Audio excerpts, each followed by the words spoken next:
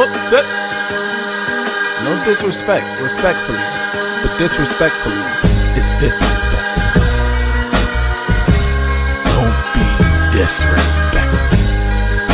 Those vile, disgusting Spartans. Poor little bro, man. And I'ma tell him why I'm mad. That vile, disgusting cesspool in Columbus. The other state, and of course, as always, I'm upset. Maize and Blue Nation, it's Tom Brady. I co-founded Autograph with one mission in mind: change the fan experience for the better. That's why I'm excited to announce the release of a new app that recognizes the biggest Michigan fans. The Autograph Fandom app gives you access to the best Michigan content, fan challenges, and exclusive rewards for diehard Wolverines, all for doing the things you already do, like listening to this podcast. Head over to the Apple App Store and search for Autograph Rewarding Fans and download today. Hello, everyone. Welcome back to the channel. I am the Maize Madman. I got to thank y'all. I got to thank you. 15 people in here sticking through. I'm not feeling the greatest right now. I'm a little under the weather. Shout out to my dog, Killer. As you guys know, I'm upset. I'm upset that I couldn't be here with you guys for the last couple weeks, but we are back. We are ready to go. Shout out to my guy Moose, always in here. We're upset and we're happy. We're going to talk about that in a little bit. I got a very special guest coming on to the show. You guys saw him. I'll give you a hint. You saw him in my last live. Nothing but energy. He's going to help me today because I certainly am struggling to bid up the energy, but we got it. So shout out to my guy. I'll let him introduce himself when he gets here. Hey, it's Thomas Edward Patrick Brady. Right. Shout out to Tom Brady. Shout out to John and the whole team over there. By the way, follow John. Subscribe to oh man, the name is escaping me. You guys know John. And by the way, my guest is here. With no further ado, I'm gonna let him introduce himself because he needs no introduction. What's good, my guy? You already know it's your boy, the Maniac. And listen, you already know. Besides that boxing, I talk that. Yeah, that black end, baby. Yeah, you see that? Yeah. Listen, this is my first love, man. People need to understand something. College football, I love it with a passion, man. Michigan fan. Listen, I'm going to tell you a quick story. Let's do it. I became a Michigan fan. You know, I'm 42 years old. He from the Bronx, by the way. Yeah, I'm from New York City, man. You already know, man. That's why all this. One second, Maniac. 1 second, because I got to get this out for my guy, John. No doubt, the channel is Michigan football at the Voice of College Football. I should know that. But thank you to John. Go ahead, Maniac. Yeah. So, in 91, my first Michigan game I ever watched was the game where Desmond Howard made a catch against Notre Dame. Remember the 4th and 1, the pump and go. And listen, yeah, I'm Puerto Rican, but in my day, I was the Puerto Rican Desmond Howard, Jerry Rice. You know, I was, listen, I was fast. I was athletic, man. I can't really say so much about now, but in them times was different. Yo, basically, the Maniac was out here like, this work. Hold up. He gonna get this work. You gonna get this work. To anybody lining up across from my guy. Anyway, man, we got a lot of things to go over. All right, let's talk about it. Michigan position battles underway. All right, 3 big ones we're gonna talk about. The nickel spot. Cornerback number 2. Yeah, obviously the most important, quarterback 1. What we think of that, how we think that's going to play out. We're going to get into the schedule a little bit, but first, I got a very special gift I want to give the fans of the channel. I was going through YouTube. I was watching YouTube a lot these last couple of weeks instead of doing my thing. And let me show you this. Came across this. As you know, David Sanders, #1 tackle in the country, chose Tennessee over those vile, disgusting, cesspool-ridden Buckeyes in Columbus. And check this out. I cannot wait to get on campus and win a lot of games, and most importantly, host a national championship trophy. can't be Tennessee then. And with that being said, Oh, for the shoot, next man. 3 4 years, I'll be committed to the University of Tennessee. That's the shirt. That's the shirt.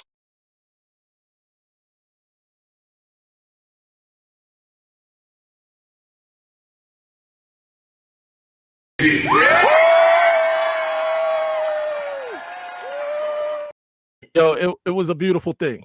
A beautiful thing. I rejoiced. I clapped hard. Pause. Don't spill the coffee. It's okay. But it was a good time. And we should all, thank Tennessee for handling our light work, but also forget Tennessee. Anyway, let's get to what we came here for. Let's start with welcoming the Maniac. We already did that. I forgot to put this banner up, but he's here. All right. Position battles. We're gonna start with the nickel corner. Word on the curb is Jaden McBurrows is in that race. Zeke Berry is in that race. Yeah. Right. Zeke Berry is also in the race to replace Rob Moore. We'll get to that in a second. Okay. And Brandon Hillman even in that race. I heard some Jacob Oden in there, getting reps at all those positions. Yeah. So what are your thoughts on it? Who do you think comes out with it? And who do you think should get it? Well, I mean, obviously, Same question for the comment section. the most experience we have there is, Jaden McBurrows. He's been in there. He had a lot of playing time last year. I like his aggression, right? Because one thing that this Michigan defense has been built these last 3 is on aggression. Finally, attack. And that's what we like, right? Zeke Berry, we haven't seen much of him, right? He got some sparing playing time here and there. I mean, the secondary was deep, man. I mean, look at all the players that transferred out. And look at how deep we still, thanks to like the 4 transfers we got in as well. So that makes the secondary very, very deep. And I think we're too deep in every position there, which is a great thing, right? Because in case somebody go down, next man up.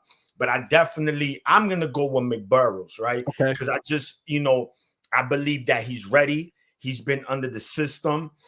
But again, Michigan's defense, they like the, they're 2 deep, 3 deep kind of team, and expect both players to see a lot of playing time. But I think I'm going to go with McBurrows. I mean, he played in crucial times and crucial games, so he has that experience and the system again, right? This is no falling off from Jesse Minter, from McDonald. We're going to the father, the godfather, Wink, my man Wink. He is the godfather of this defense. So this is nothing new to these guys. So definitely expect McBurrows to get that nickel position, man. Absolutely. So here's the thing. I agree with you. McBurrows definitely has experience. He's been here a long time now. He had that setback. We remember that tunnel incident, where those criminals. I was at that game. My first time in the big house. Those criminals attacked Michigan players in the tunnel.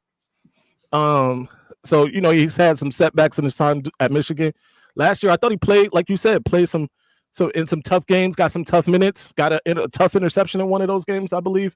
I like McBurrows, but I also like Zeke Berry. I was a big Zeke Berry fan from the time Michigan was recruiting him, along with the Will Johnson. He was all in that class. My man Keon Sapp, who's moved on, all of those guys in that class. So I like Zeke, but I think he could be better at a position we're going to talk about here in a second. I like Jaden Burrows in the nickel. I saw you guys chiming in on who you like. I'm trying to hear who's in the running for that starting QB. We're going to get there, killer. We're going to get there, killer. Zeke has a ton more upside. I agree with this, Juju. And by the way, we're going to open it up to the fans in about 20, 30 minutes. Let y'all speak your mind. Barry will get playing time, probably won't start. Okay. Let's move on to our next position battle. Very key battle here. Cornerback number 2. Now, here, from all accounts, it looks like sophomore Jair Hill has wrapped this one up. Yeah. He's played really well. I like him. I thought he flashed in the spring game, along with homie that left, who should not be named, who left to go to Kentucky, which we need to schedule Kentucky in the next few years because we owe them. But yeah, so I like Jair Hill. A lot of people were saying he's a little light, but in terms of his speed, reaction time, covering ability, he's a long guy. Pause, 6'1". So what do you think about this one? Yeah, I mean, we know coming out of high school, very highly touted prospect, man. He's very athletic. He might be slightly light on the ass, use my language. Right. But we need that athleticism. As long as he's physical, again, we haven't really seen much of him. I mean, you got Amir Hall, right? He transferred from Albany. And I remember people from Albany, but people forget who was our other starting cornerback last year. Right. From Massachusetts, from UMass. From a horrible UMass team. Right. Don Brown coach. And I thought homie played excellent. I thought he was amazing, especially that would-be interception that should have been an interception in game 1 was amazing. He didn't give up a single touchdown last year. Right. People forget that. So again, the cornerback position, man, I think, in order for Sugar, right? That's his nickname, right? Sugar Hill. We need that. That's important because we got the guard on the other side.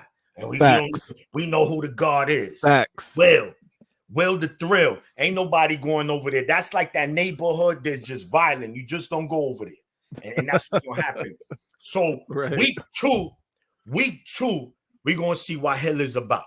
Right. We're going to see what he's about because Quinn Ewers is going to have to throw 50, 40 times. But you also got from Michigan State that came in, Jaden Mangum. Right? Yep. Mangum. So, this team, we got options, right? And I think also, let's be clear, players going into week 1 against Fresno might not be starting against Texas or Arkansas State or USC, right? So I think it's still because there's no preseason in college, unfortunately. So and this schedule is tough. I don't want to jump into that because I know we're gonna do that, but these players are gonna learn early. And what's good about I think what's gonna help Sugar Hill on this is that this defense is stacked everywhere. Right. And what we about to get into, the experience behind them, right? Those would-be safeties, we know Makari Page is one of them, right? He's gonna be one. And the thinking is that the other one could be Johnson, but we'll get into that. Let's talk about that actually right now. Who's replacing Rod Moore? Can you even replace Rod Moore? What's your word?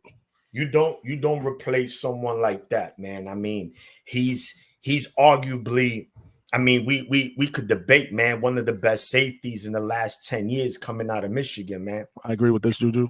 He's just been great. A 3-star from a freshman. He's been balling and he's been consistent. So Rod Moore, it's you just don't replace him. But what helps is experience, right? Experience matters. And someone like Quentin Johnson, who's had meaningful minutes in every game this year, especially that run. He had the big fumble against Alabama. We remember that. The big hit on Ibuka. Right? Oh, can't forget that. Can't leave that out. You're supposed to have that highlight ready, man. Right. And so again, aggression. That's another thing he brings. He's a missile. You got to remember, man, Michigan's defense has been built on aggression, man, and tackling. They've been so good tackling. I remember for years, man, like, God damn, man, we can't tackle. We be in position but won't tackle. But these 3 years been phenomenal. I do not see a drop off. So I definitely expect Quentin Johnson, but I also expect, what's my man from Tennessee that came in? Who also has a ton of experience, by the way. And we could say what we want, man. That's a lot of experience in the SEC. So he's been against elite secondaries week in and week out. So again, this is going to be a lot of, to me, a lot of changing. The starting that we might see week 1, we might not see week 4. except for the regulars. We already know my man Mason Graham and you know them. That D-line and linebackers is not going nowhere. And you know, Will the Thrill and Makari Page. Everything else, the second safety spot, the second corner, and the nickel, that's all still up for debate. I think the coaches are gonna have a short leash. They're gonna be looking and you know with a microscope to say, all right, guys, you know, let's see what goes on. And again, we gonna find out right away what the secondary is about. Right. Nope. I agree with everything you just said there. By the way, shout out to Elton Cesares. Smash that like button. Share this with your friends on social media. Shout out to Elton. Go Blue. You're officially a madman. Wesley Walker. I'm sorry. Wesley Walker. Yes. Was considered the best safety in the SEC. Juju points out in terms of his grade. Yeah. Is that a PFF grade, Juju? Let us know in the comment section. And here we go. Let's move on to the big one. This is it. QB1. All right. I feel like a lot of people are saying the right things. Let me start there. I want to say I'm going with Orgy. Orgy is the guy that I'm choosing to start. I do have apprehension, right? As much as a lot of people like to point out, he's not Milton. He certainly has a body type. Now, Milton wasn't the athlete in terms of running and, you know, making it happen that way. Had a rifle for an arm. But, and I don't want to get into like the stereotyping and either, but what are your thoughts on it? How do you think it plays out? So, look, man, let's start with Orgy. The dude is built like an 18-wheeler doing 110 on the highway. Something you just don't want to get in front of. He's just built different, man. But again, we know that. Right. The number one question, that 3rd and 5, that 3rd and 6, can he keep moving the chains? Can he thread the needle? Because again, what does help Michigan during this battle is that we're not big quarterback dependent offense, which is good. We're not Ohio State, Texas, Washington. They want to throw 40 times. They don't care what running backs they got. They're going to throw 40 times a game. Michigan's not going to do that. We're going to we want to throw anywhere from 20 to 25. That's it. So we don't need him to be great. We just need him to be good, right? And I have mentioned this. I say he needs to be McNamara good. People like, oh, McNamara was a bum. I said, hold on. Call him what you want. But he did make crucial throws when he needed. And more importantly, he didn't put the defense in bad positions. And he didn't lose games. That Michigan State game, that was on our defense, bro. And if we call it a spade, JJ made the crucial mistake in that game. At quarterback. With Blake, yeah. And they fumbled. So that's all I'm saying. If OG could be like that, and you add the athleticism he has with the running backs we have, man, and it's not because I'm a Michigan fan. I keep it real. If I thought we were gonna be trash, I'd be like, listen, man, this is not gonna look good, but I'm always right for my team. Michigan has the potential to be an elite team again. It all depends on the quarterback. Everything starts. The quarterback is the engine. Right. Look at all the teams that has won the Natty the last 5 years. Elite quarterback play. Now, people might say, oh, JJ, he wasn't. The thing is, JJ was elite, but we didn't need him to be elite. We know what we were, an identity. That's the biggest thing. Michigan has an identity. They want to smack. They physicality. It's a fist fight from first quarter to last, and teams don't want to get in fist fights. Man, they want to be finesse and, oh, no, let's wrestle. No, we're going to fight, man. We certainly know one team in Columbus that doesn't want to get into a fist fight. They don't. They'll finesse. I told them that. Listen, look, I hate Ohio State with everything, but I'm a realist. They always got athletes, bro. But look at the team now. What Roman Wilson said about Marvin. He like, yo, they soft, bro. You want to wear Louis Vuitton? It's true. And I told somebody, I said, Marvin Harrison, when did you see him break tackles, catch a 5-yard take? He was big, but he wasn't a physical receiver. Talented out his ass, but he's not a receiver where you like, oh man, I got to go up against him. More finesse. All they receivers is finesse. Once you start hitting them, they don't like that. Yeah. They don't like that. Let me chime in here. So Maurice says McNamara's perfect compliment, 200 to 225 passing yards, 70 rushing yards. That would be excellent. If Orgy is doing that, we're winning a lot of games. Yes. So let me say that. Secondly, I want to piggyback your point about Cade McNamara. People on this channel know how I feel about that. I feel like he's the most important player in the change of Michigan in terms of turning the corner, right? From the moment he got into that game where we needed him against Rutgers, which is crazy, right? Until the 2021 season where we saw what happened. Now, granted, in 2022, I did think it was time to move on. JJ is just clearly the more talented guy. I'm going to disagree a little bit about JJ not having to be elite for Michigan last year, because on third down, he was the best quarterback in the country, especially on third and long. He was absolutely clutch and elite. So there's that. Now, the thing with Orgy is a lot of people are talking about, especially enemies of Michigan, talking about how he wasn't a great passer in high school, right? Completing like 50-something% of his passes, right? Which is kind of blah in high school, if we're being honest. But he has sat down, right, at Michigan. He's learned under, Kirk Campbell, JJ, the list goes on. Even Davis, Warren, and Tuttle, we throw them in there, right? These are the people he was behind. Dinegal even, got reps throwing the football last year when he didn't in some games, right? So I think Dinegal is another person we're not talking about, but I think for good reason, by the way. Shout out to Jaden Dinegal, because he was a guy preseason that I was all over. Pause. But yeah, so I think Orgy is the way to go. I think if Tuttle ends up being the quarterback, we're in a world of hurt. I'm going to say that. No disrespect to Tuttle, but I just think he is not even the game manager that Cade was.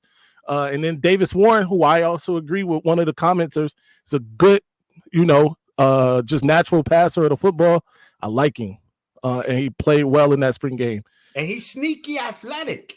Absolutely. Davis is sneaky athletic. He's not a stiff in the pocket. He could get up out of there if he has to. So I look, to me, Orgy or Davis Warren, man. I agree. That's why we go, right? I mean, Tuttle, again, he's been in college since what? Since Maurice Claret's been playing. Now, let me stop playing. Yo.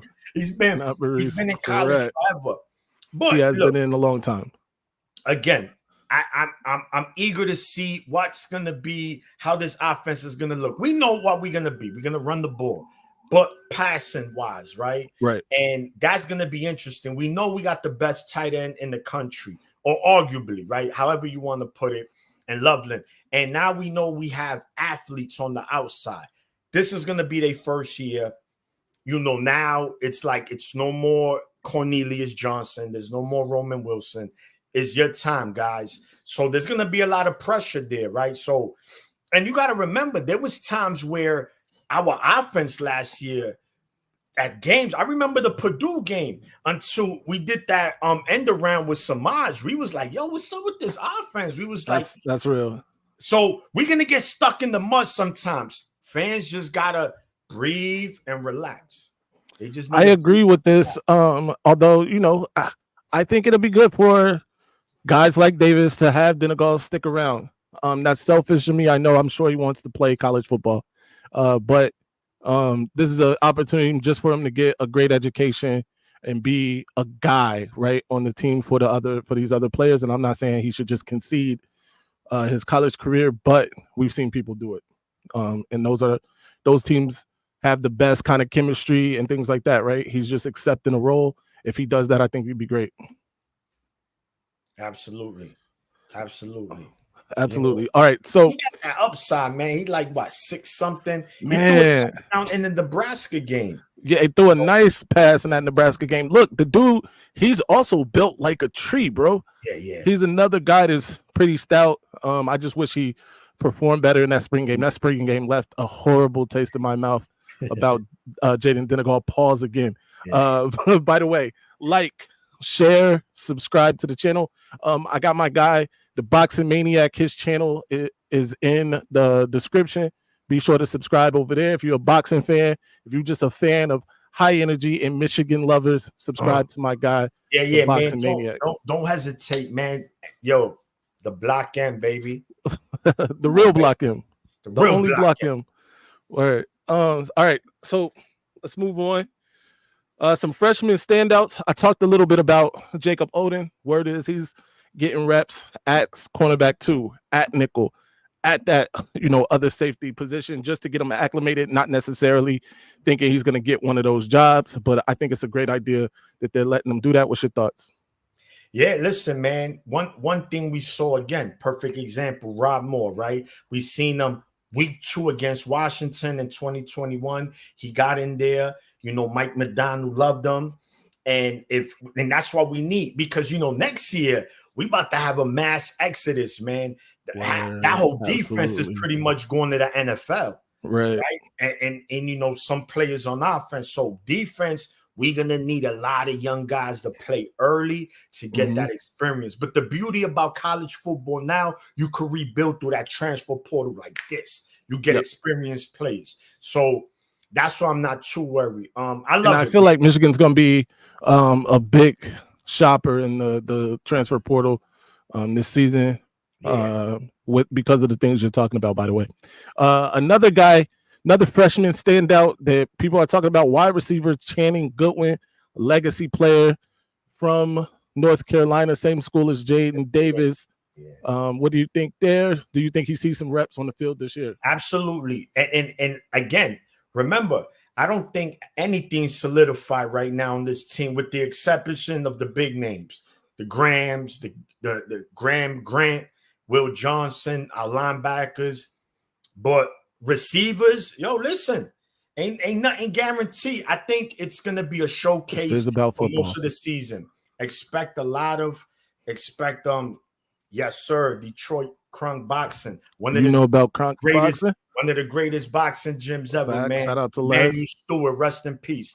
But the Hitman, as far as wide receiver, that's another position that we're gonna need moving forward, man. So I'm definitely gonna see him in there. And I think one thing about Sharon is that he's not gonna hesitate to put these young guys in there. And they got what the beauty about now, man, is that we got the experience, right? There's a lot of big brothers there, like, listen. So it's not that much pressure there for them they have to perform right away. No, they got veterans around them. All they got to do is just be themselves. We're not asking them 100 yards a game. We saw Samaj Morgan last year. He broke out in that Rutgers game. Look how big he became. So I could see that with Goodwin coming in, and the receiver from Youngstown State. Let's see what he does, because we needed a receiver out the portal. I agree, 1,000%. Talk to us in the comment section. My guy Maurice says Goodwin is his sleeper for this year. He's got size. I agree with that. That's a great thing. By the way, speaking of receivers, elite 4-star receiver, friend of the channel, Andrew Marsh, will be making his college decision tomorrow. We're gonna lock in for that. Listen, not to cut you off. I know you interviewed him, right? Right.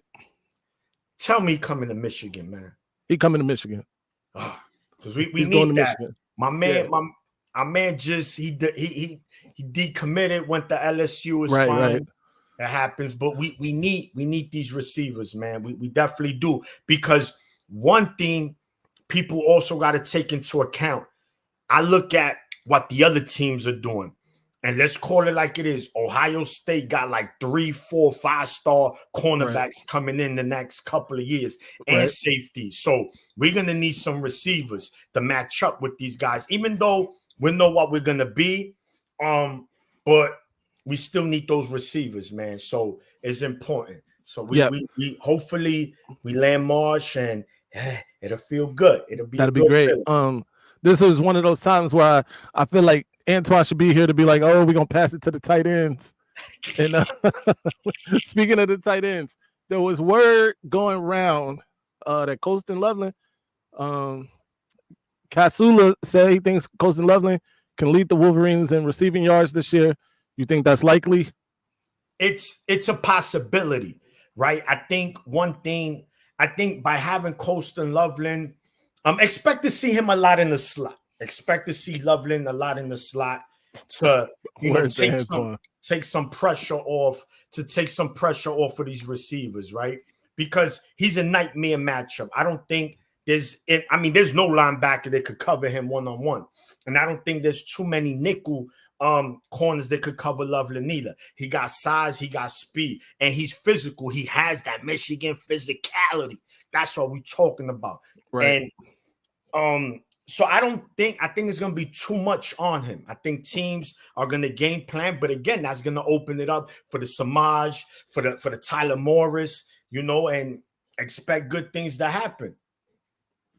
Crazy. This Juju brings up a good point. Split them out wide, 7 for 7, over 200 yards when targeted deep last year. Colston Loveland, absolute beast, and I expect them to make plays, but I also see what you're saying, Maniac.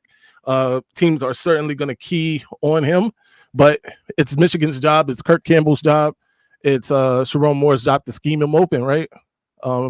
We saw that with Brock Bowers. We know teams were scheming on Brock Bowers. Didn't matter. And that's what, that's the step Colston Loveland has to take. That's the step Michigan has to take. Again, if our quarterback, whichever's quarterback number one, could get him the ball. That's going to be the key. Other we know he could catch. We know he can make plays.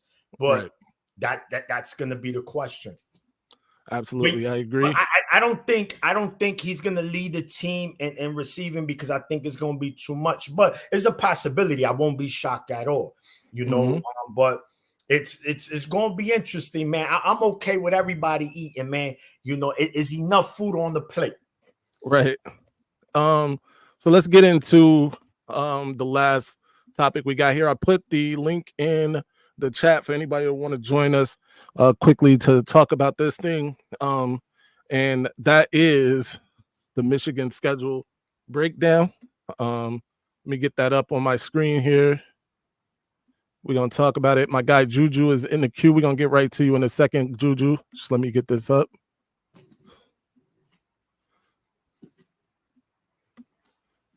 There we go.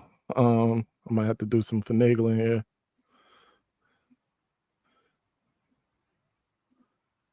All right. Can you see that? Yeah. We'll start up there. See if we can get it a little larger. There we go. All right. I'm gonna bring my guy. It's got me on here twice. That's weird. I'm gonna bring my guy Juju on. Juju, what's the word? Yo, what's good? What's good? Y'all can hear me? Yeah, we can hear you, sir. Clear, well, y'all going over the schedule right now? We about to go over this schedule. Y'all can head in that. I'll wait for my point. Okay, cool. Shout out to my guy Moose. He says 10-2, 11-1 for Michigan is possible. Game number 1, Maniac out the gate. Fresno State travels to the Big House. What are you expecting here? Well, listen, anyone who's a big college fan understands that Fresno State has been one of the better non-Power 5 teams in all of college football for many, many years. Of course, I don't expect them to win this game, but if you think Fresno State is going to come in here and just lay down, you got that absolutely wrong. They will. This won't shock me if this is like a one-score game at halftime because, Michigan's still figuring it out. I think this is a game that they run away with late third quarter, early fourth. I could see fans worrying, oh, my God, we're going to lose 10 games this year because that's what fans do. Give it time, bro. Give it time. But we're going to get you up right in a second. I definitely expect Michigan to win that game by 17 plus, but it'll be close, I think, early. Let's go. I think the spread might be right there, 17-21 maybe, something like that. So that's a good prediction. Shout out to G. What's good? Can you hear me? We can hear you, sir. We hear you, champ. Oh, man, I'm Michiganed out, man. I can't wait for the season. Can't wait for this season. So my take, I know we're talking about the DBs and all that. What y'all think about Mangum? Y'all don't think he came there to get a good spot? Y'all, what do you think he fit in all this? No, he's going to play. Listen, he's too experienced. He's too good. And as we've been seeing with Michigan the last couple of years, they too deep, like in every position. So they're going to be substituting and keeping them bodies fresh, man. This is how you keep your team healthy. And that's by substituting and letting guys play. So late in the season, man, you fresh. And he's going to play a lot. Trust me, guarantee that. I agree with that. I think he's gonna get some playing time. I think he's certainly in line to get some of those nickel reps, and even that second safety get some reps over there too. So I got another question, because me and Big Groove, I don't know how you say his name, but we was just talking about it. So I know that first game of the high school season don't really mean that much, but how did y'all feel about Carter Smith, that first game he had? You know what? I didn't see the Carter Smith game. I did see the Brady Hart 5 touchdowns in the first half. What did Carter do? So he did absolutely nothing. Okay. I think he threw for like 75 yards, ran for like 54, all in the first half. Right. And I think they lost big, but they were saying that his school played against, I think, St. Thomas Aquinas, or however, one of the powerhouse schools. Okay. And that they stepped up. They're a top 15 school. Yeah. So, but they were saying maybe they shouldn't have played such a powerhouse in the first game, but shouldn't that who we want to see him play against if he's coming to compete at Michigan? I don't know, man. If you play high school football, right? Which you know, I did. Yo, when teams are as good as St. Aquinas, St. Aquinas, then it's dramatic. You know what I mean? I played high school football in Ohio, and we played some teams that from little towns that you would think we would roll over. You know what I mean? I'm from the inner city, Dayton, Ohio. We had a lot of athletes, better athletes than they ever had, but sometimes none of that mattered. Good coaching. And by the way, St. Aquinas ain't even one of those teams. They got better athletes than Carter Smith's team and good coaching. So it don't matter sometimes.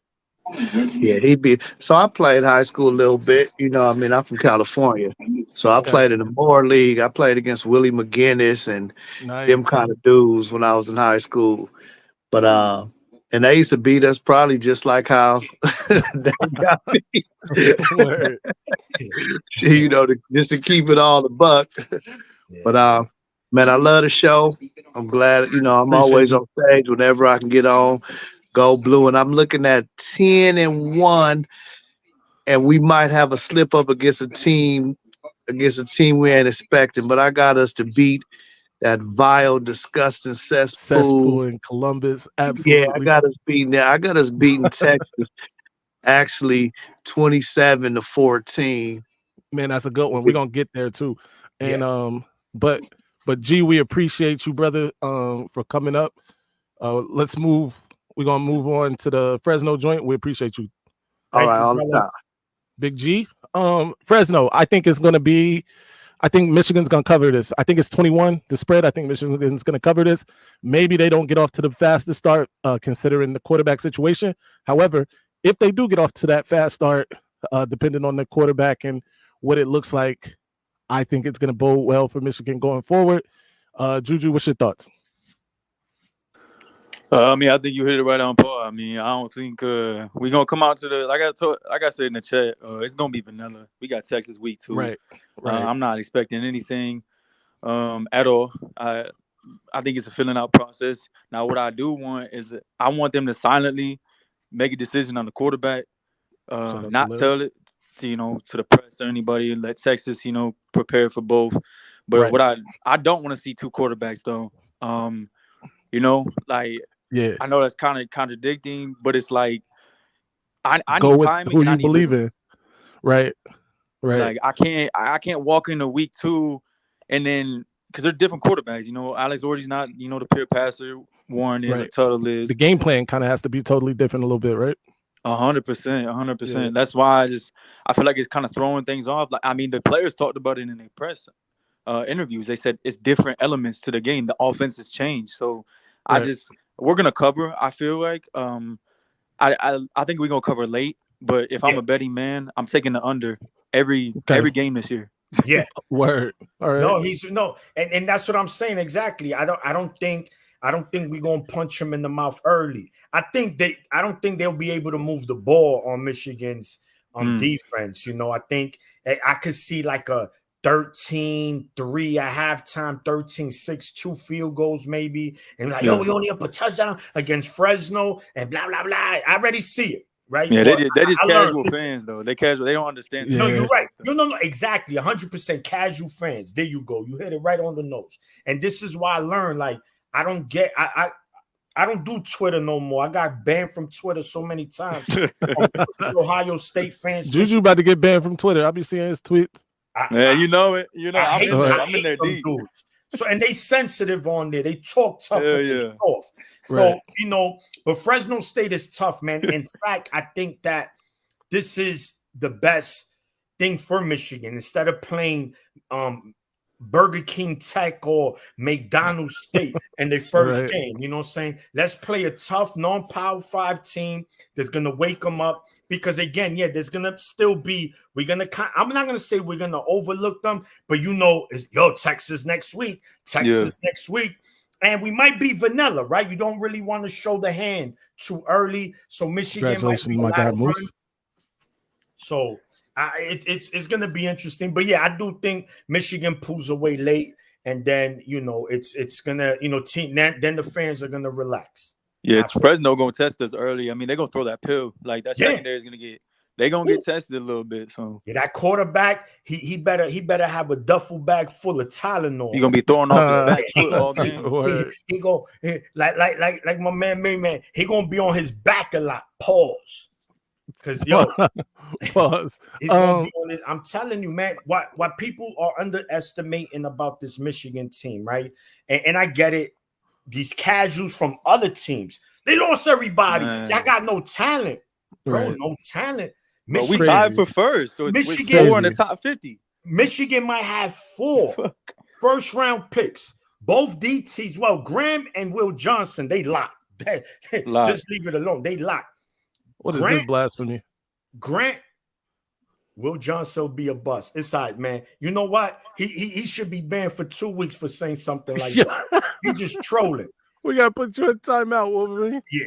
Kenneth Grant could work his way into the first round pick, and Jay Sean Burnham can too. He's an elite linebacker, bro. He's never played around talent like he's gonna play. That dude's gonna be an animal. And absolutely. Curtis Hausman, listen, this defense. It's gonna be very good. Hold on. Maniac. We got a very special guest, another special guest. Yeah, put him on. Who needs no introduction. He is a fan of that vile, disgusting cesspool in Columbus. Man. Garrison, what's good? What's going on, Phil? You all right, man? We're doing all right. What you got to say, man? Nothing, man. First off, hello. How are you? You know, let's say hi to you. Know. Word.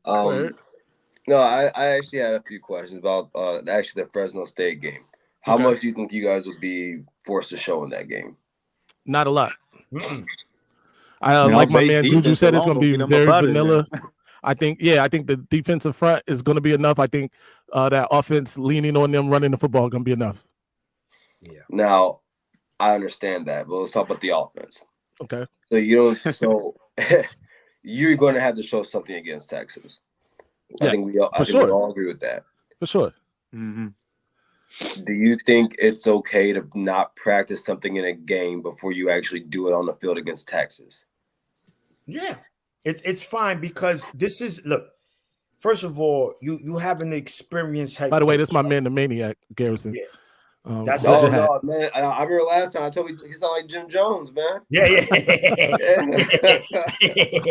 And you got an experienced head coach, man. This coach, offensive coordinator, Reddy got 2 top 10 wins under his belt as an interim. So they understand when to keep things in the pocket and when to be right. You're not gonna go to every club and pull out that knot of money. It depends where you at, man. The bigger the club, the knots come out. So I think what Michigan is going to do, like I said, they going to play it. They're going to play it tight to the chest. You know, very basic, very vanilla. run Edwards here, a couple of passes. I mean, you got to work on certain things. Yes, I agree. But as far as everything, no. And I'm pretty sure they working on that as we speak. They already got plays already for Texas. Not to say that we overlooking Fresno. No, I mean, they're not gonna beat you. They're not gonna beat you. Right. It's gonna be tough going in. I already said it. So when we up by one possession at halftime, I don't want nobody. Oh, I know it. I can see that. This is how we play every year. Because we don't play Akron week 1 like other teams do. Wait. We can't get one off. Shots fired. We can't get one off here. Yeah. Listen, shots fired. I hate everything Ohio State, but you guys normally I gotta call. I keep it real. I wouldn't want it any other way. No, I keep it real. You guys normally do play a tough non-conference schedule. I can't really debate that, but we do know that you understand that this year your first 3 games, right? That's worse than Michigan's last 3 games. Oh, no, but I'll tell you what. I'll tell you why I'm excited for it. And I'm not going to sit here and lie and act like I haven't talked shit about you guys' schedule for the last 2-3 years. I'm not going to. I don't keep the same energy now. But this is what I will say. And one of the things that did benefit you guys with having that schedule is injury wise, and also having your training for the last 2 years that does play a part in that also. But the harder games you play in a season, usually you will see more injuries. So and you guys you guys have had some key injuries, like when it comes to Blake Corum, or at the end of the season losing who's your left guard that you lost? Zach Zinser. Zach Zinser, thank you. And so, but you haven't had like a lot of injuries in a space. Whereas like if I bring up Ohio State in 2022, we had a lot of Buckeye fans saying we had a lot of Buckeye fans saying, why doesn't CJ Stroud run more? Well, your RB1's injured, your RB2 is hurt. You lost a freshman already for the season who's hurt for the rest of the season this year too, actually. Why in the world would you run your quarterback? So but what I'm getting to is that I'm happy about our schedule. And in a time like this, in the type of college football, where you're going to play a max of 16 games, you need depth. You need depth. And so, I mean, a lot of our guys are going to, in those first 5 games, I'll say 4 games, because we play Michigan State for our fourth game, then Iowa. So I believe you can play 17 games, by the way. But out by mid-third quarter. Everybody. I mean, are you guys going to rotate this year?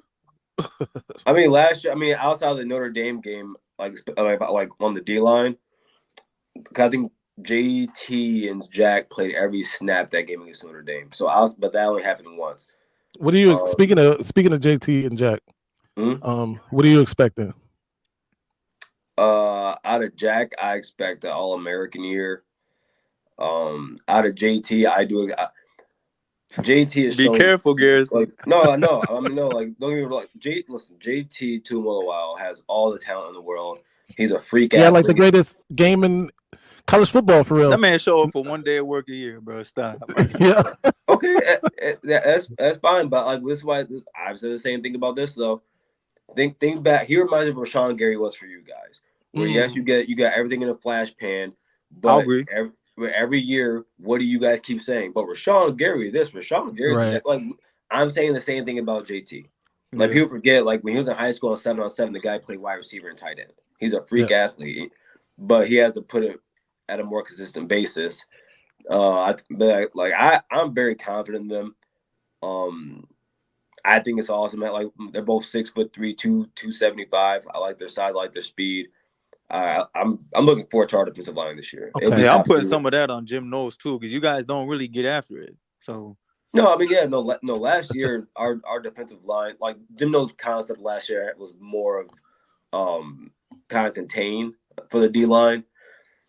I don't think you're going to see that this year. I mean, if you look at the 3-year stretch that Jim Knowles had at Oklahoma State, every single year they got better to the point where in 2021, I think they were a top 5 defense, one of the best in the nation, and they blitzed more that year. They're very aggressive. This is year 3 on the Jim Knowles. I mean, every single year they've gotten better. Packages. Yeah, bro. I mean, It's gotten better every single year to the point where now we are the number 2 defense in the Well, nation. look, we got to stop you right here because this is way too much other state talk. All right. Yeah. Let me get back. I got more Michigan questions. I got more. Right. No, I want to say this before we get into that. Ohio State. I'm gonna tell you something about Jim Knowles. He is Noah Brown 2.0. And I'm gonna tell you why.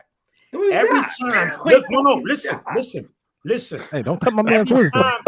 Every time they play a physical team, they don't look too good. That defense. Look what Rutgers was doing to y'all last. Rutgers was abusing y'all until. Hold on. I'm gonna let you cook. I'll let you cook. We should Kyle down that too. Boosted their average. No. They were right there with y'all, step for step. Y'all late. They ran for a bunch of yards on you. I'm gonna tell y'all. Penn State, y'all went. They were there. That quarterback couldn't do nothing, but they were right there with y'all. They were. Right here. Hold on, Garrison. I'm gonna let you go. Penn State didn't get to. They don't look good. And Michigan. Hold on, going into the Michigan game. Hold on, my last thing. The defense. The most y'all gave up is 17 points. Michigan scored under the weather, 30 guys. points. Michigan scored 30 points on your defense on the off day. Yeah, they didn't off day. Why was that an off? Why is it an off day? Wait. Why hold on. Garrison, give me a second. Give me a second. Look at JJ stats. Give me a second. Look at everybody's, and they scored 30. They got Jim Knowles figured out. Going crazy. You're going whole BX on us right now. Hold on real quick. Go ahead. Look, so in both that Rutgers game and that Penn State game, Igbenusin made plays that saved the shape of those games. That's not true. Bro, that man ran down from the other side of the field. This is why I love information. Homie against Penn State that was going to change the tenor of that game. The Rutgers one, I'll agree on. Wait. This is why I love information. Okay. Penn State didn't convert a third down nor get into the red zone until the last minute of the game. They never had a. That's fair. It wasn't like you guys were running up and down the field, though. And it was wait. I'm sorry. Did you guys run up and down the field? No. No. But that's not the point. It's not the point. The point isn't if either one of us was running up and down the field. The point is, Igbenusin, if he doesn't make that play, right? We talk. By the way, if that holding call, whatever they call it, that was crazy. If that's not called, the tenor of the game is different. We can't act like it's not. At any point of the game when you guys played Penn State, were you worried? No. Me either. So why are we talking? That's all. It's not the point. The point is what I'm telling you is, you praising a defensive coordinator, and I looking non-biasedly. When you're not, wait, you play physical defense like down. Wait. Hey, talk to him, man. Wait, hold on. I listened to everything you said. Go ahead. You said that he's Don Brown 2.0 because when he plays a physical defense, he gets shown up. Now let's look back at some of the. Now let's look back at Don Brown. Don Brown didn't get torn up by a physical defense. We ran crossing routes on you all game. That's a fact. That's what we did. Now let's talk about Missouri. Y'all had Don Missouri Brown had one of. Missouri had what? Wait, I don't want to talk about Ohio State. I have mission questions. Okay, right. So listen. Hold on, wait for those questions, bro. We got to get through this schedule. All right, we got through one game. All right, Texas. Texas comes to the big house. They're going to be favored, I'm sure, coming into the big house. Yeah, which is mind blowing, but I digress. They shouldn't be. How do you see this game playing out? And what's the score? For the comment section too. Give us your Texas score. Listen, I'm a short and sweet. Fist fight. Texas, it looks like they got no running backs. This is not the defense you want to be one-dimensional with. Not with that line, not with that secondary. Especially now that you become real predictable. So if Texas can't run the ball, trust and believe it's going to be a long day for yours. And I think that's going to be the case. I mean, it's a 50-50 game. I mean, still, even with that being said, Texas can win this game. I'm a realist. They one of the teams that could win it all. But I think Michigan being at home, which they've been great at, is going to be the advantage. And that defense, they're going to know that the world's going to doubt them. Going into week 2, everybody's going to say, no Stallions this year. Texas is going to expose you. And when Michigan wins that game, bro, Texas is overrated, bro. Y'all got lucky, bro. You lucky y'all got them week 2. If y'all would have played on week, no, I don't want to hear nothing. Michigan wins 21-17. Yeah. Okay. Same question for you, Juju. I actually had the same score prediction, but I think the biggest thing, I would have picked. This is bad saying. I hate admitting this. I would have picked Texas to win this game. Okay. Since it's early and before the running offense, back injuries, I would have picked them, but their best running back got hurt, and more importantly, he's the best pass pro. They have no backs that can pick up a linebacker, and we have, I think personally, the best duo linebacker in the country. That's just me, but I think Texas is going to be the best O-line we face all year. I mean, all year. That is a damn good offensive line. They're going to win some. We're going to win some. I do think we get it done though. I think being at home, we haven't lost 3 years. With those injuries and it being early, it's gonna be a huge confidence boost for the rest of the year. So yeah, I got it 21-17 us as well. No doubt. Since you're here, Garrison, go ahead. I honestly, everything Juju said, I completely agree with. I had Texas winning until the injuries at running back. I mean, if Michigan's D-line is not good. The front seven is not going to be able to run that easy. But, I mean, it'd be nice to have C.J. Baxter back there. And also, I mean, I didn't even think about the pass blocking. I mean, pass blocking for running backs usually comes with time. If you're out there playing some young guys, man, it's not going to be there for you. I mean, if I had to name a score right now, I'd probably say you guys 20, Texas 17. The only caveat I would have is this. I try to tell some of your guys fan base this, but no one wants to hear it. Okay. I have seen Quinn Ewers play against really good defenses. Specifically, we'll say a game and a half because he got injured the first Alabama, time. right? Yep. Both of those times. Yep, you're right. And the second time, he did it in Tuscaloosa. And I get it. The big house is the big house. It ain't Tuscaloosa. So like, there is a chance that. Because he's kind of like JT to me, honestly. He has all the talent in the world, and he can flash pan, but he's not always consistent. I think the only way they can win that game is if he has one of those games. Yep. He has. Yeah, but do you think that Texas gonna have the same defense? The two people that held the glue together for the defense are gone. Yeah. I don't expect much. They did a good job in the portal. I will say that Texas did a good job in the portal, but I do think losing those defensive tackle is a big deal. Yeah, they were losing, right? So I had the score 24-13. Shout out to B Dubgy. And I think like you guys, that kind of spread for me when the injury arose to the running back.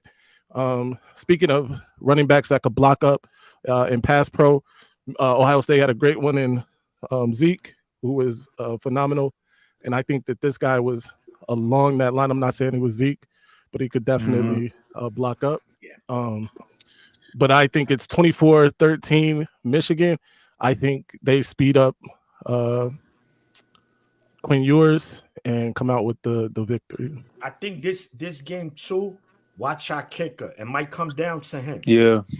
That's gonna be huge. Special teams and games like this come up huge. And is there a special teams a weakness right now? No. No, the kicker. Luckily, I heard different, but okay. No, our kicker got a boot.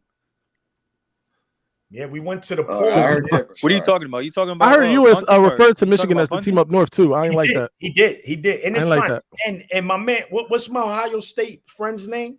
Garrison. Garrison. You make a good point with yours going into hostile environments. You're right. Yeah. He's experienced. No Ryan. He's been in there. So I you're right. I just think that in this game, Michigan has a very experienced secondary, right? And it's gonna be tough. It's good because Will's gonna take one side of the field away, so we good there, right? We ain't gotta really worry about there. It's just gonna be the other side, which they're gonna probably double whoever's what's their receiver's name? Isaiah Bond. So it's not just him. It's him. Yeah, they got another one too. Yeah, they got like 2 or 3. They got They got a good tight end too. And Juju made the point. Look, it's gonna come. This is the heavyweight fight. Michigan's D line against Texas O line.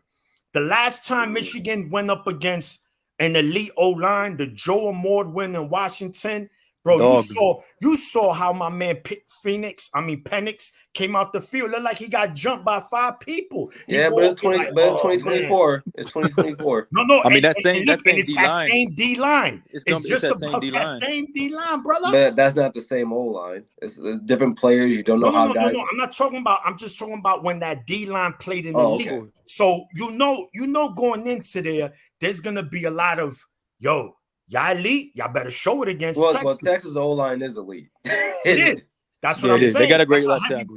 It's a heavyweight fight. That's gonna be the matchup to watch. Whoever wins that battle wins the game. I agree with that. Tim says that Jair Hill is gonna be the next Will Johnson. Y'all agree with that? No.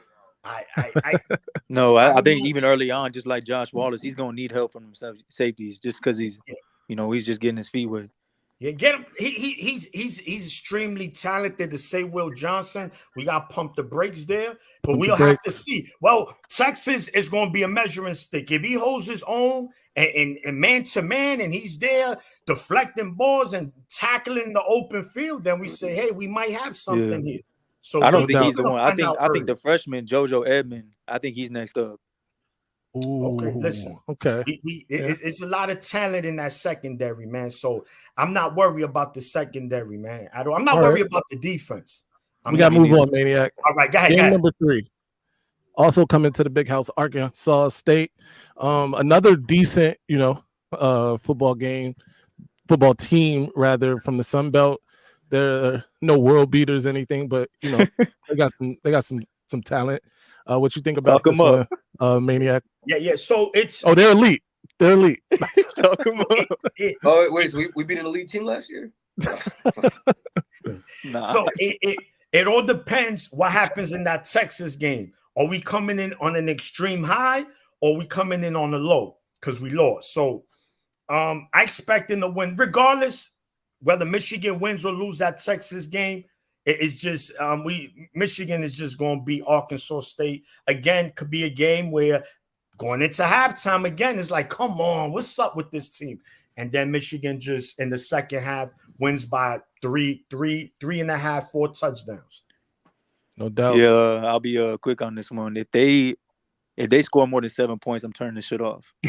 All right, Garrison, I'll give them 10 in mop-up time. 10 points, maybe. During that game, bro, you can go ahead and tell Siri Q Pound Town. Yeah.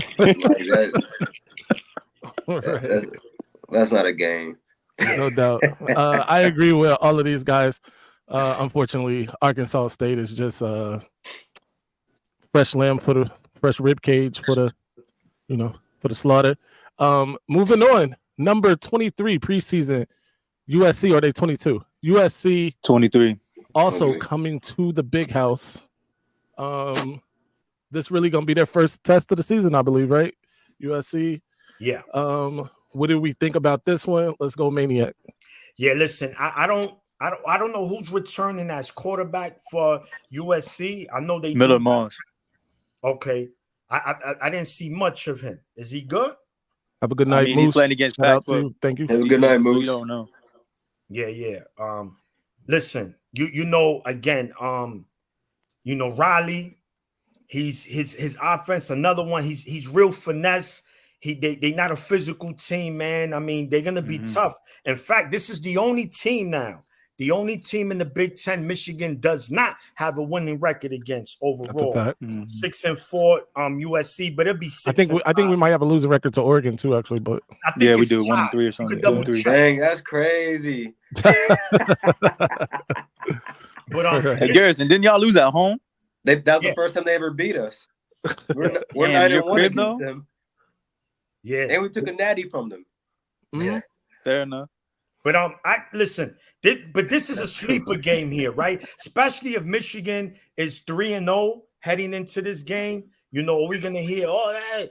They need to be focused here, man, because this is one of them sleeper games that if Michigan don't come ready, they could come out with an L, man. But I think the team will be ready. I expect Michigan just to be a more physical team, man. But I think it'll be close, man. I don't think Michigan covers this game, but they win. Juju? Yeah, I actually don't think it's gonna be that close. I just think USC is gonna be one dimensional. I don't think they're gonna be able to run the ball on us. And it's gonna turn into a Washington type beat. The thing I'm just interested to see throughout the season is I think USC is gonna be too early, but I think as years go, I don't know if you guys probably noticed, but they're running the same type of defense we are. They got the tree down there. I don't know how well it's going to work out. Obviously, you need the personnel. I think it's going to take some time. But if they figure that out, man, USC is going to be scary for years to come. If they figure that out, that defense, this 3-4 versatile defensive system is very tough to figure out. You throw a lot of different schemes at them. But the good thing is that whoever's at quarterback, he sees it every day in practice. So, I mean, I got it like 30-13, to be honest with you. Garrison? I'll tell you what I told Bryce. I think at the bottom of that screen, they should put an explicit sign. I don't think USC is a bad team. I don't think they're void of talent. I think is there a world where they can beat you guys? Yeah, there's a world where that can happen. I don't think it's this one. Not this year. Not as of right now. Like if I see something different with new information, I will always change my mind. But I mean, I've only seen Miller Moss play one game, even though that game was very impressive. Right. Who do you play against, Garrison? Who was that nobody team they played? Yeah, I don't know who they played against. Tulsa was 2 years ago, right? And they lost in the bowl game, I think. That's when Miller Moss played the bowl game, right? Yeah. But I mean, bro, listen, when you got 6'5", 200-pound linebackers, bro, I just don't see you beating Michigan. I agree. I think this one's gonna be bad. Michigan by a lot. I'm gonna get going here. I wish I could stay to the end for what, but I'll be sure to watch the rest of it. Trust me. Right. Yeah. Just see what. Oh, you're gonna want to see it. You're gonna want to see it. Yeah. All right, guys. Have a good night. Hi, brother. Good night, brother. Garrison from the Scarlet and Blue show. Be sure to check that out. He and my guy Bryce do a great job over there, so check that out. Bryce, of course, is a Michigan fan, so shout out to Bryce. I think this one's gonna be bad. I think Michigan wins this one by multiple scores. Moving right along, Minnesota Gophers, Golden Gophers, coming to Michigan Stadium as well. PJ Fleck last year said Michigan was the greatest team he's ever played against in college football, ever seen. He's gonna have this. He's gonna say it for 2 years in a row. No doubt. Juju, what you think? This won't be a game, man. This one, this ain't gonna be a game. Michigan. Yep, I agree. So right now, the panel has Michigan going into the game at Washington 5-0 because I got us slaughtering the Golden Gophers, poor Minnesota and them. So at Washington, Husky Stadium is not an easy place to play. What do you think, Maniac? Listen, man, anybody that watched college football for years, hardcore, this is no gimme. I don't care if it's a rebuilding year for Washington or they only returning one play. Listen. When you're on the road, things change, and we know Husky Stadium is one of the more, intense stadiums in all of America. And don't be surprised if that's a night game as well, right? You got the defending champs coming in. This is gonna be whoever's the quarterback, Natty rematch, first true road game. I do expect Michigan to pull it off, but Michigan in this game, I don't see them winning by more than 14. I'm telling you. I get it. People, this is easy. No, bro. We say that, right? In 2021, we saw the Rutgers game at home where we needed a fumble late. They were driving to tie the game, and they missed field goals early. So it's always those games. Illinois in 2022, the Jake Moody game, right? Oh, we're going to blow them out. Listen, you're not going to blow everybody out. I'm telling you. Those are the games, easy win. Now, first road game, it's going to be tough. I expect Michigan to win. But if we come out there like this, don't be surprised, bro. And that's Jeff Fish. He's going to have them guys ready, man. No doubt. Juju. Yeah, I agree. This is the one game I picked out of the schedule that is going to be like Illinois. I think we don't win by more than 10. I really don't. Okay. They got a lot. They're rebuilding and everything. They do got Jeff Fish. He knows, he's been with the program and everything. But and it is going to be night game. I think they talked about it already. They just don't know what time. I'm expecting it to be night game. I'll be shocked if it isn't. I mean, that's a plus for us if it isn't. Wolverine Gauge, I agree. The time, the flights and everything. It's our first time going to Pacific. I think it's going. I feel like we got a lot of leaders. We got a lot of veterans. We're going to pull it together. But I think early with the quarterback and everything, first road test, we're going to struggle a little bit. That defense is going to really have to carry. But the good thing is that defense is always travel. So I got it. No more than 10. Okay. No doubt. I'm agreeing with Groove here. I don't think it's 30-17. I got it more 31-21. I do think, like I said, Washington's a tough place to play. I wouldn't even be surprised if Washington is ahead at some point in that game. Yeah. But I think late third quarter into the fourth quarter, Michigan leans on them. We get out of there. At Illinois, the Fighting Illini, going into Memorial Stadium, Champaign, Illinois. We just spoke about Illinois. Yeah. No, I think this year, I don't think this is a 2022 good Illinois team defensively sound, veteran, good running back. I don't see Illinois being a threat to Michigan like they did in 2022. And the good thing is Michigan will be coming from a real hostile environment in Washington, going into Champaign. And I think after that game, Memorial, excuse me. And I expect Michigan this game. I expect them to win soundly. No scores in the chat. No less than 17. Michigan. I'm going big on this one. I think Illinois might score 10 in this game. Okay, like 34-10 kind of game. Juju. I like that score prediction. And you're right. I mean, they don't have a DT in Newton, and they don't have an elite running back. So I don't see. They do have a similar scheme to it. Like, they're tough up front. I do love their D-line coach. He's a great developer. But I don't see it. I don't see it getting out of hand. But I see methodically just throughout pace and score touchdown here in the first and the second and third. I don't see it being a huge blowout, but probably I say plus 20. Yeah, I agree. I think it's 40. Give me 34-6 in this one. I'm not really worried about Illinois in offense. No disrespect, respectfully, but disrespectfully. All right, moving on. We got poor little bro them. Got come to the big house. Damn. They coming off a 49-0 drubbing in East Lansing last year. They are looking very bad. They looking sickly out here. I'm gonna be real with you. The Michigan State Twitter is in shambles. Let me say that. They are grasping at straws. Yes. But Maniac, what you got? Yeah, listen, first of all, I saw one of the accounts. They down so bad, they posted the Toledo scoring from 08. I'm like, yo, bro, you a game from what? How many years ago? And it wasn't even your team. And mind you, that was arguably one of the worst Michigan teams in history. They went 3-9 that year. So you flexing that. I say, you know what? Hopefully Toledo hung a banner for that game. Good for you. You beat Michigan on one of their worst years. But anyway, let's get to these clams over there and East trashing, because that's what it's going to be when they come to the big house.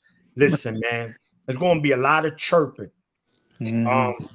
Expect this to be a real chippy game. 5-star lock snapper. That was hilarious. Yeah. Listen, this should be Michigan should be at least four touchdown win. Yeah. And based on if the quarterback plays exactly what we expect it to be, definitely. But they do have a very good coach. I expect them to be tough, but just not enough. They don't have the personnel. They don't have the firepower to hang with Michigan. And then in the big house, absolutely not. Yeah. Bunny stays in Ann Arbor. For sure. Permanently. Juju, what you got? Yeah, poor little Bronin, bro. I ain't gonna lie. The Twitter war is gonna be over. Oh man, you this know week. that. I mean, they're not gonna have anywhere to hide. It's gonna get nasty. I do love their quarterback, Charles. I do like him. I think they'll be able to drive the field a little bit. I think they'll get a couple field goals, but I doubt that they'll get in the end zone. I'm not seeing it. They're not. They lost a lot up front. They lost we took their safety. They lost their best, D tackle to Oregon. I'm pretty sure. Yeah. I just don't see it. I mean, we could run the most basic offense and defense and coast 4 touchdowns. So yeah, it's gonna be bad. I agree. Give me something in the territory of 42-3, 42-6. I'll give them 9, maybe 9, 3 field goals, maybe 9, three field goals.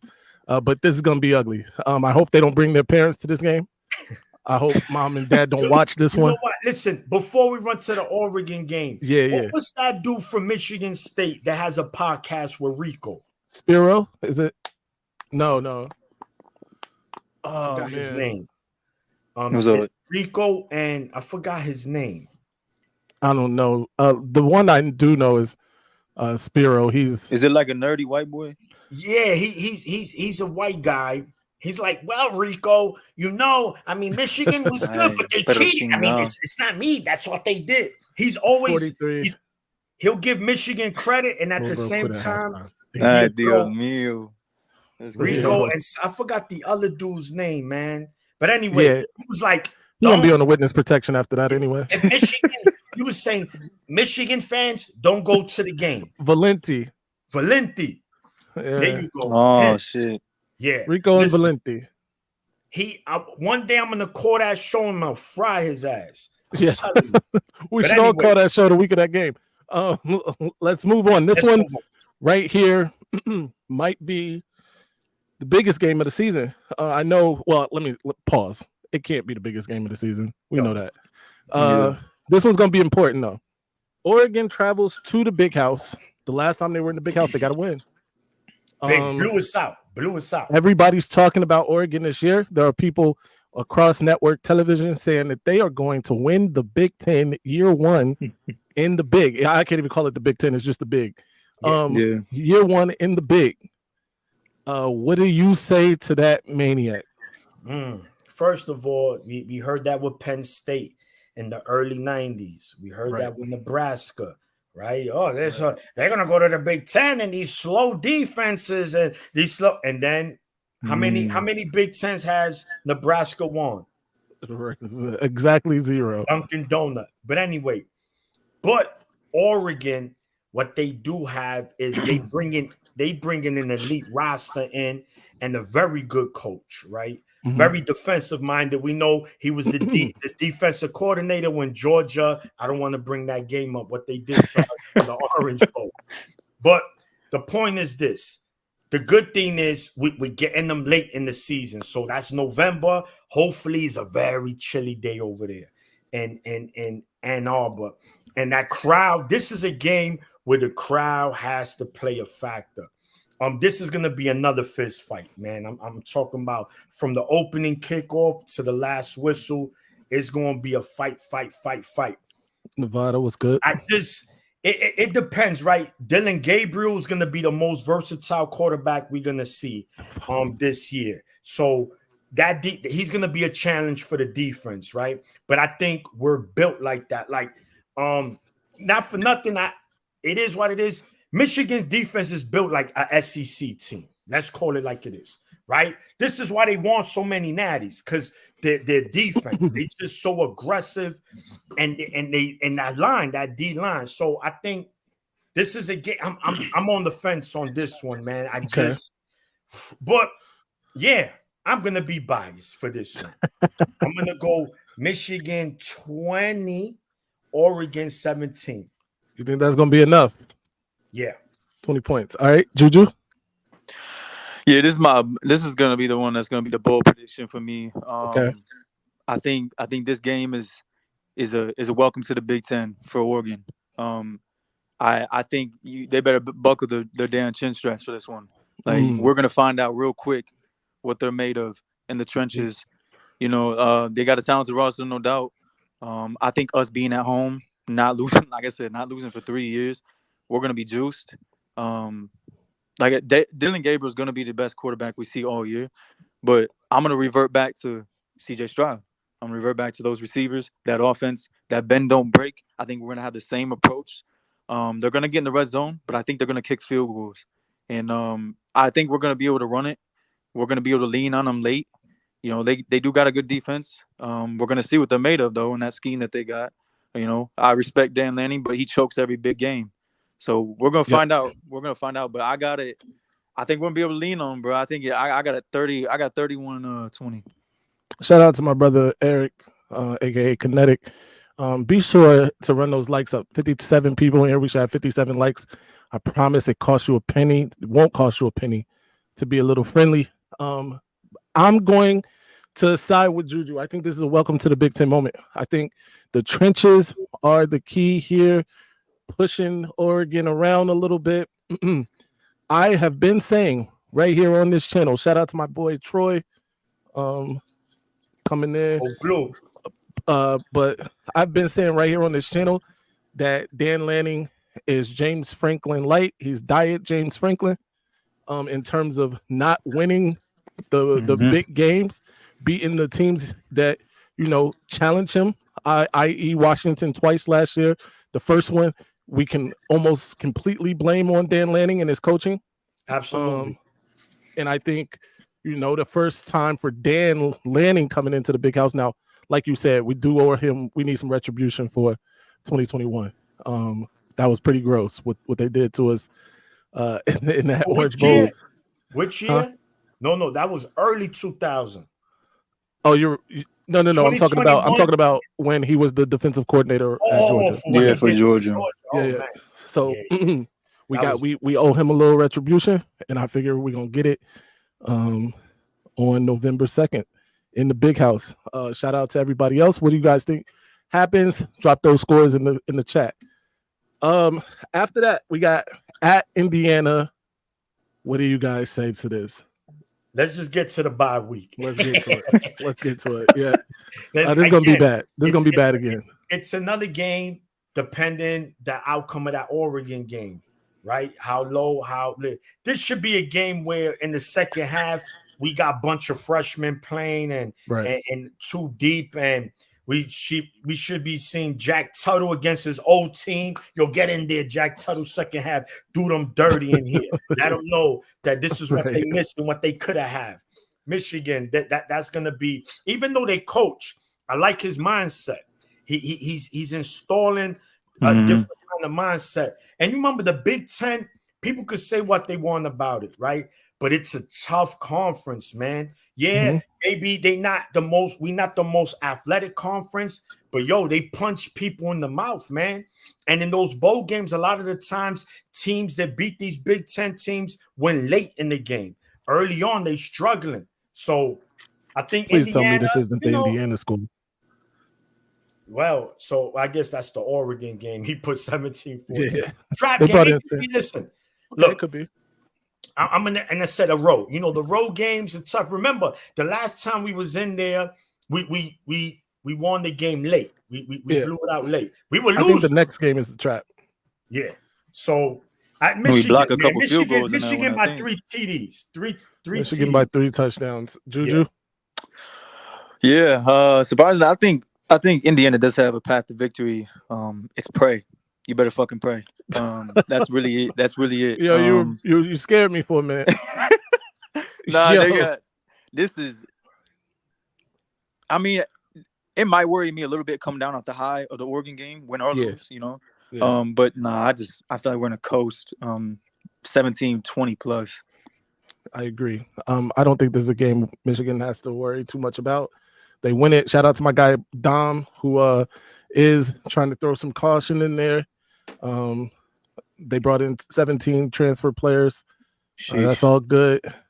But Dom, those 17 transfer players are going to learn a lesson.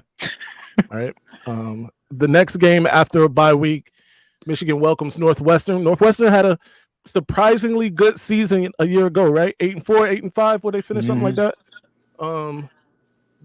Maniac, what you think? Yeah, Northwestern is, they come to play, man. These guys. I like Northwestern. I really do, but again, man, they food on that plate, man. That's all they are. We should be and then at home. This could be a game that going into halftime as well. You like, bro, really? And I could see the trolls. Oh, you're struggling with Northwestern. You better not do this next week. And especially the other state trying to get some confidence out of anything they can get, knowing that. And if you notice in the 2022 game, right? Michigan struggled against Illinois. Oh, and y'all lost Blake Corum is over. We know what happened the next week.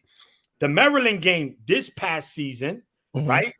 I was there. It was intense, 31-23 game. Oh, y'all can't play like that. Y'all not going to beat. And y'all don't have Jim Harbaugh. And you see what happened. So, in fact, I hope it's a struggle game because then that means that's going to be a guarantee win against the Buckeyes. That's a fact, Nevada. In the classroom. Right. I agree with you guys. This is going to be bad. Another rib Michigan cage. Shouldn't struggle against no Northwestern.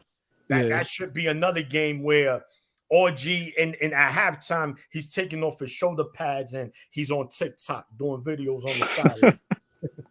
You know what I'm saying? Because that shouldn't be a game. Yep, I agree. And then we got the game. This time back in Columbus.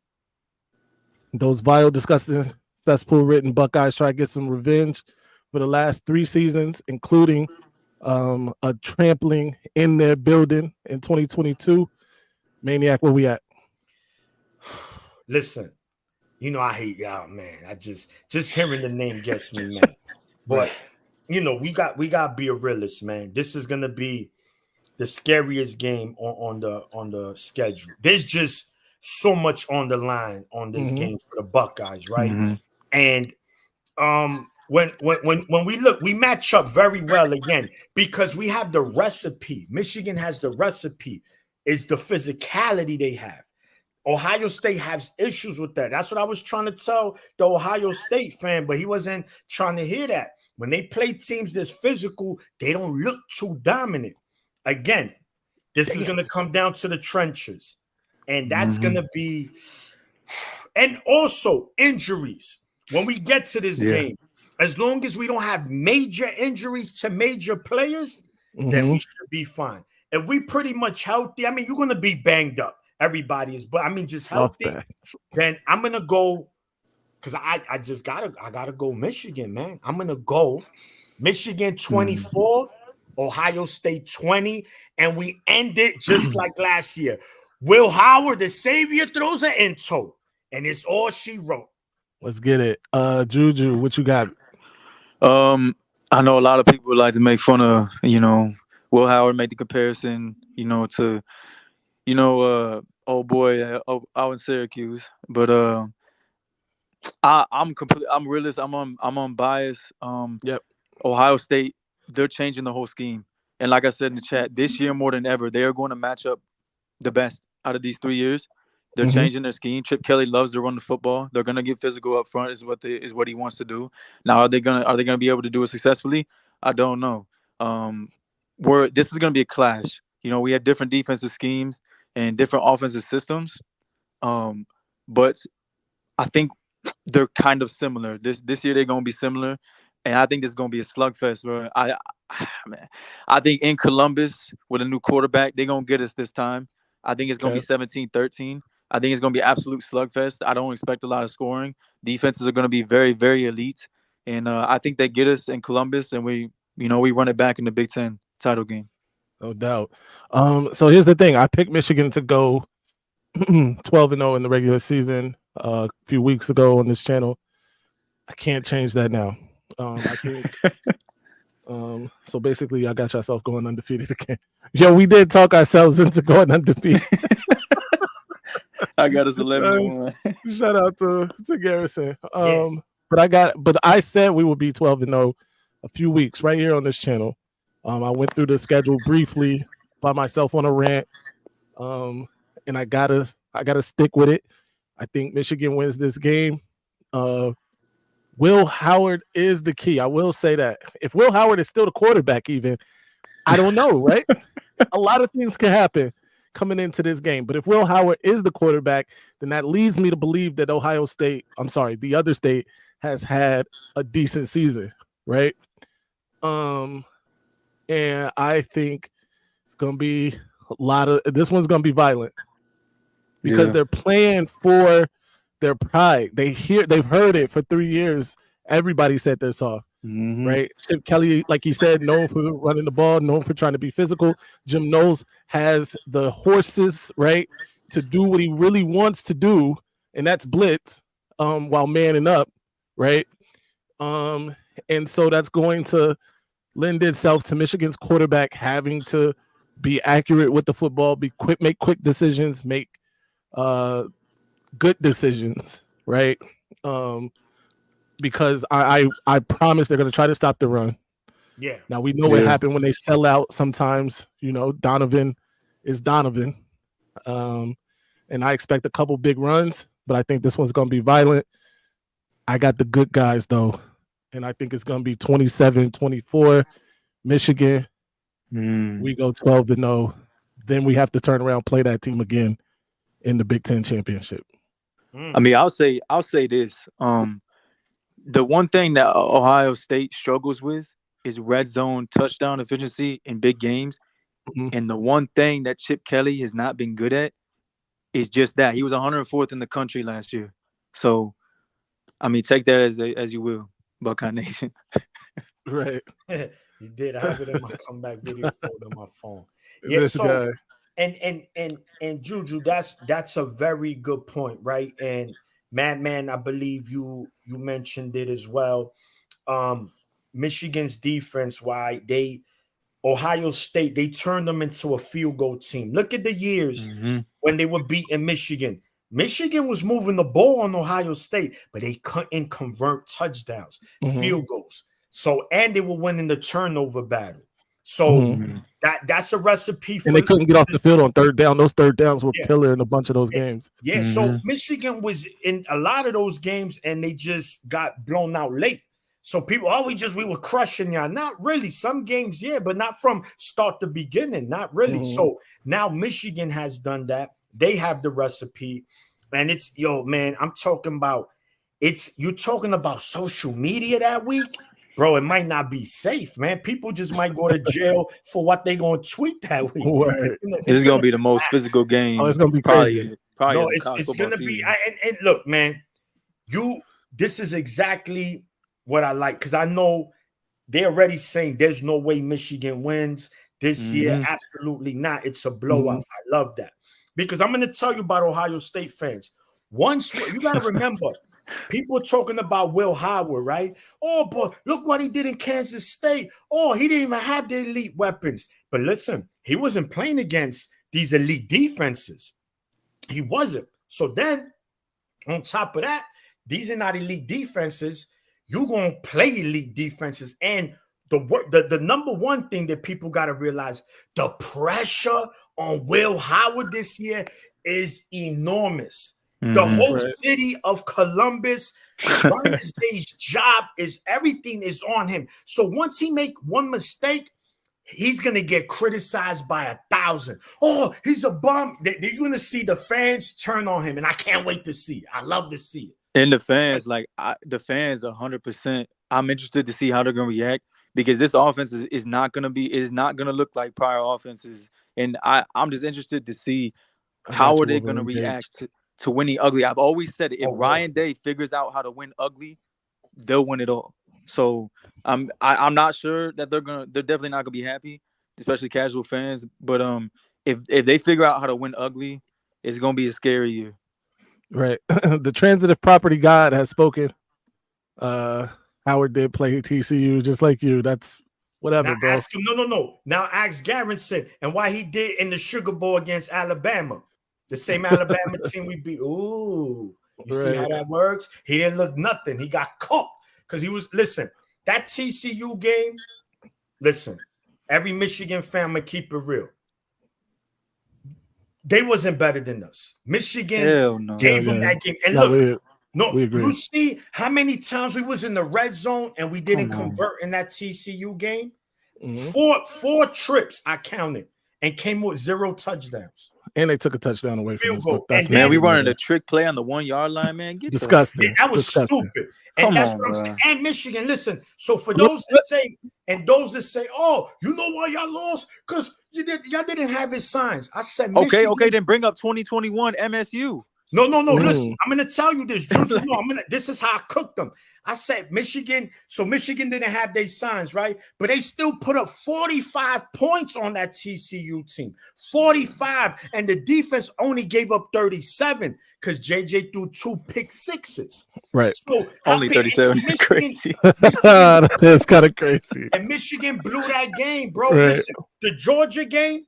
We played them 5 times. 5 times we lose. They were just that much better. DJ took a horrible angle on the receiver. Oh, that was game. That game, man. Oh man, it was bad. But look, gentlemen. Yeah. Juju, I gotta thank you for rocking with us today, man. For sure, man. Till next time, be sure to follow Juju on Twitter. He's a hoot. And he's gonna get banned from Twitter in no time. What did he say? Go blue. No doubt. Just one last man question. Where? Do you do like this and watch the games? Like so I haven't done that, especially like the big games, because I'm way too emotional. No, me too. Don't right. My wifey, she's like, yo, get away, get the kids. There's no away way I can do this and watch that Ohio State game. No. I probably flip the desk. Like I said, like maybe not Fresno, maybe like the Arkansas State game, the USC game. We could just do like a live look in, you know, and no doubt. We could just be chatting. By the way, you sir, I need you more, at least once a week. If you can make it happen, let's do it. Anytime, my guy, the boxing maniac, tell them where they can find you, brother. Listen, man, follow me on Instagram, D_boxing_maniac. Yes, the reason I do boxing because it's all year round. That's why I'm focused. But my first passion is always football, college, NFL, but mainly college. I love Michigan, born and raised in the Bronx, New York. I still reside here, and it's blue forever, baby. Y'all see that? Let's go, Maniac. T. Jones, yes, my brother, is always go blue. And I'm telling you, and I'm going like, during the season, y'all going to see Maniac more. And this is like. I know it is. Look, man, you know where to find me. Everywhere, at Maize Madman. Till next time, stay